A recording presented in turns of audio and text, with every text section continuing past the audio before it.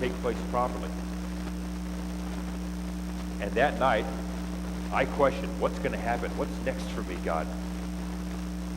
I've got myself in a situation that I need help getting out of. And God said, full-time ministry. And right away I jumped on it and said, yes, I'll do that, Lord.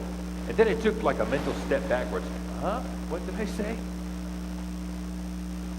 And then I really thought back in my mind's perspective of how God had carried me all through my life up to that point. And I took that mental step forward once more and I said, yes, Lord, I will even do that. And about maybe 3 months later, as I was still grappling with what's it going to mean to prepare myself to become a pastor, do I need to go to seminary? What seminary am I going to? Do I want to stay with the United Methodist Church? Do I want to consider other alternatives? In my daily devotions, this verse came to me from Jeremiah chapter 1. Not verse, but this passage. And I had read it before. I'd known about Jeremiah and his calling and his work as a prophet. But at that time in my life, after I had committed myself to God, and in the midst of my questioning, my concern about will I be a good pastor, what will I do to be prepared so I'm the best I could possibly be, this passage came to me. And it was one of those cases where it suddenly meant something new to me. I know God was talking to Jeremiah in this passage, and this is the record of what Jeremiah has recorded here. But since Scripture is God-breathed, useful for teaching and correcting and even rebuking, God was teaching me out of this passage. Not just Jeremiah. I was getting something from it as well.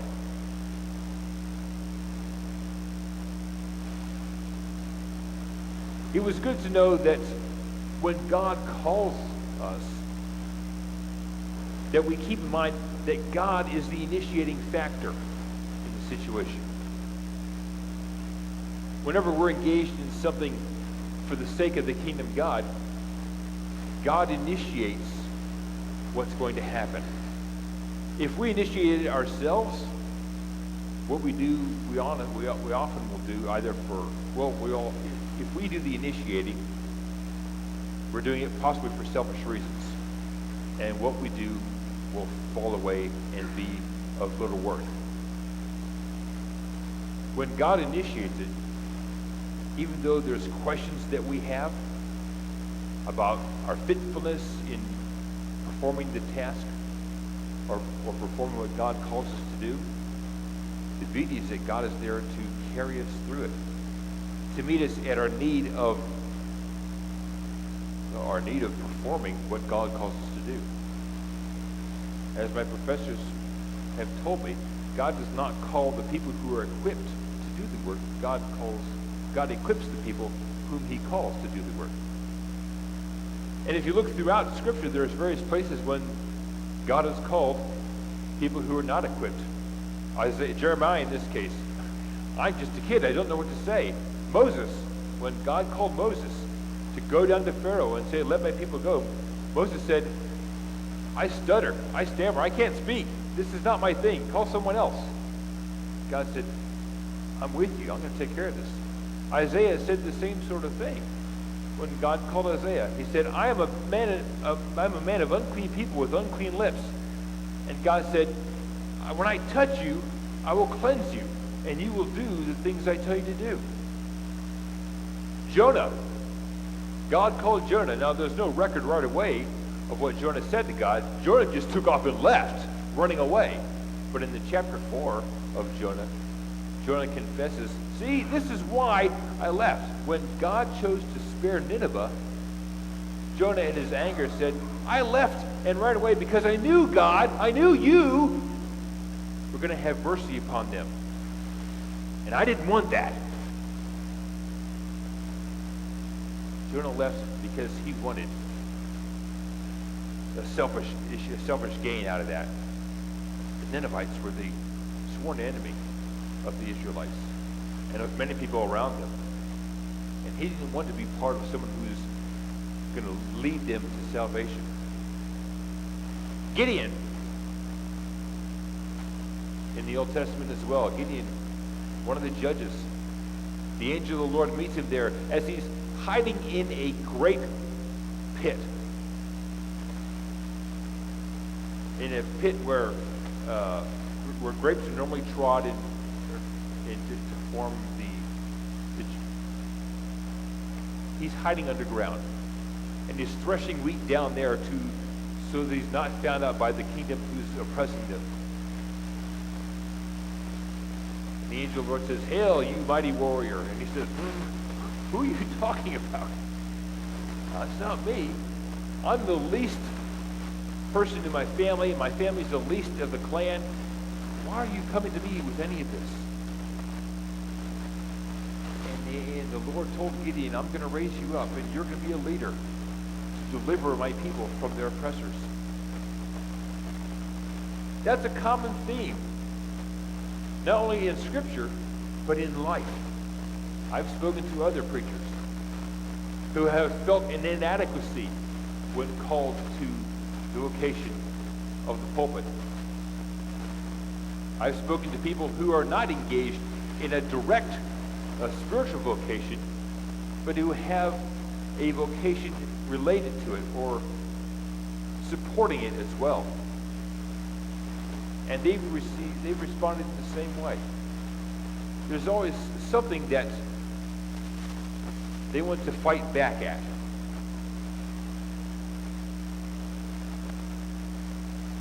Now, it's wrong for me to say there's always something. There's often something. I do know some preachers who have felt God's call to the pulpit from the age of 16 and are gung-ho the entire way, never once turning back. And they've served the Lord faithfully 40, 50 years as pastors, as preachers in the pulpit. But when God calls us, first of all, he initiates it. Second of all, he's going to supply all the needs we have for it. Third,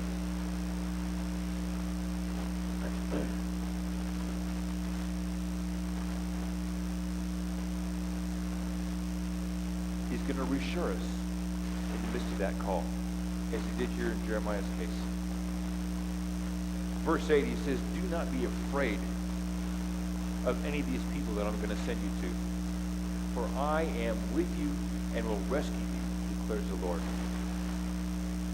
It doesn't matter what concerns you have.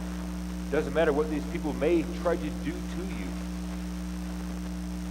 I'm there to be your rescue, your shield, your reward, your very great strength in the midst of the problems and persecutions you encounter.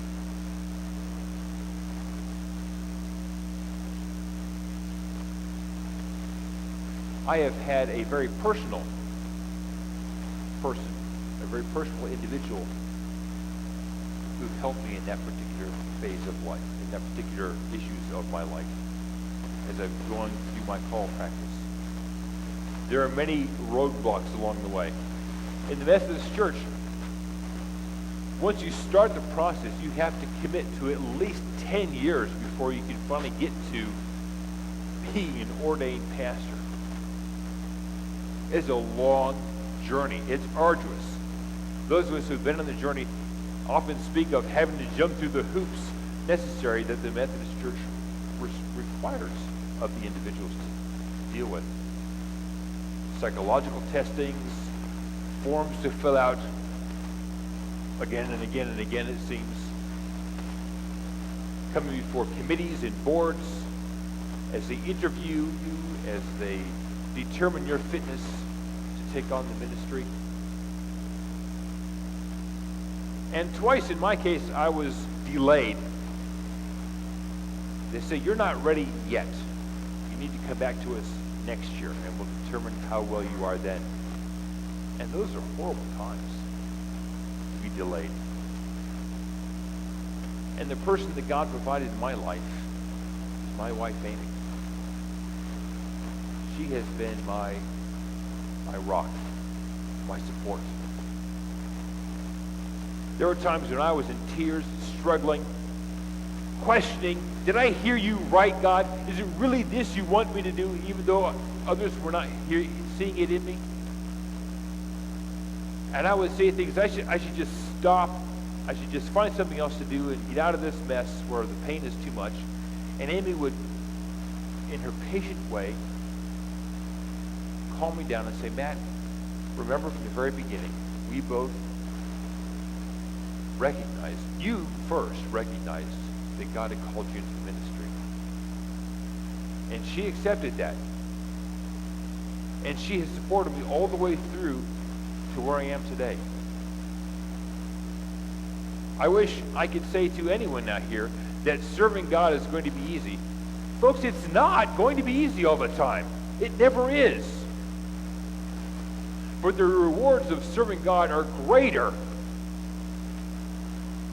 than they would be if we chose to say no to serving God. What God does on the insides as God transforms us are mightier, more magnificent than we can imagine. That if we chose to just say, God, I'm going to do things my way. Thanks for the idea.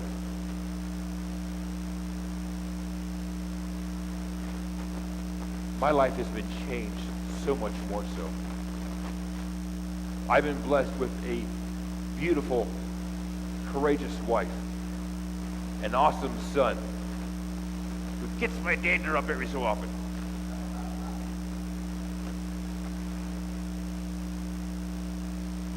The opportunity to serve in ministry with everyone here and others who are in the community. Making friends, learning more about what it means to engage in mission and ministry.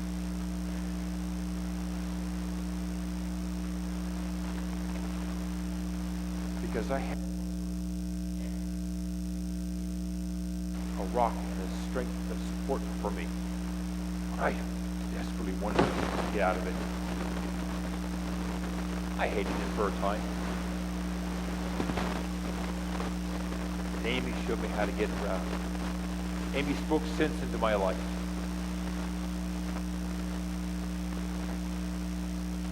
Do you need someone to speak sense into your life? I encourage you to pray for that person. Pray for God to send someone like that into your life, if God hasn't already done so. Do you need to unburden yourself of fears because of failure, of hardships? I will willingly do that for you.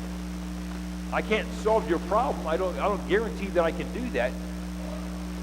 But I'm glad to listen to you, to hear what's going on in your life. Folks, let me tell you one thing. If you're facing persecution because of what you're doing, what you believe is being done for the glory of the kingdom of God, it's because Satan is trying to stop what you're doing. Satan is standing against you, not God, not the people who are doing these things. It is Satan who's trying to stop what you're doing. That is, first of all, proof that the work you're doing is God called. Satan doesn't want any of that to happen. Satan doesn't want the power that we have given to us from God to be used to bring others into his fold.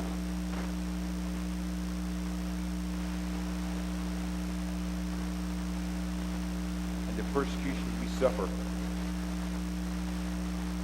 is just great proof that we're on the right path, doing as God has called us to do. Is it going to be hard still? I guarantee it. Out of the Beatitudes in Matthew chapter 5, Jesus said, "Blessed are you when people revile you and persecute you and say all manner of evil things against you for my sake." You hear that? Blessed are you when these things happen. Jesus said, count on it, it's going to be the case. When you're serving my kingdom, you're going to be persecuted.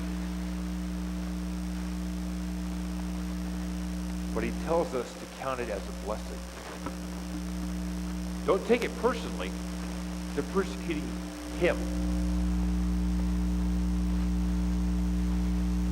The blessing we have from God is that he will never leave us or forsake us. We'll never be alone. His strength will be given to us to stand up in the midst of the pain and the suffering, the temptation to quit. God is there for us every step of the way. God will travel that road so that we don't have to travel it alone. And sometimes there may never be a natural someone who is there with us. I'm blessed to have my wife. Understand that God's presence with you is always enough. If Amy was not in my life, God would still have been there. When I was in college, directly following high school, I was pretty much on my own. I had left my parents' house. They were still overseas in the mission field in Africa. I was yet to meet Amy for another 8 years.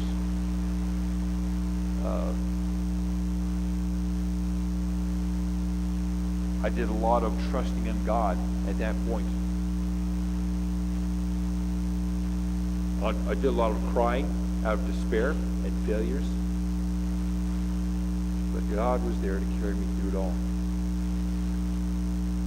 He's there for you to carry you through it all as well. God is a personal God. Someone who understands and knows the difficulties, the trials, the temptations, the hardships we face.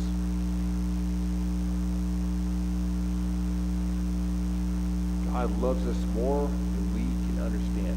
Loves us more than we love ourselves. Read over from Matthew chapter 6. The familiar story. Jesus is comparing, Jesus is talking to the crowds around him about worry and concern. Don't be worried about what's going on in life. Don't be worried about the clothes you're going to wear, the things you're going to eat. Consider the birds that fly around. They don't sow or they don't plant, but God feeds them. Consider the lilies of the field. They don't spin cloth, but God clothes them rich, greater than all of Solomon in all of his glory. So these things, the birds which can be sold for 2 pennies, and the flowers of the field which can be cut down and thrown into the fire immediately. If God takes care of such seemingly insignificant things, will God not also take care of you who are worth so much more than birds and flowers? We are the pinnacle of creation, folks. We are the last of the created effort of God, as described in Scripture. We're the crowning jewel. And God breathed into us the breath of life. God loves us and will take care of us. It doesn't mean life is perfect and easy. But in the midst of the imperfection and the difficulty of life, God is there to carry us through. In the name of the Father, and of the Son, and of the Holy Spirit. Amen. Our final hymn, number 150, we'll sing just the first and the last verses, God who stretched the spangled heavens. Would you stand as you're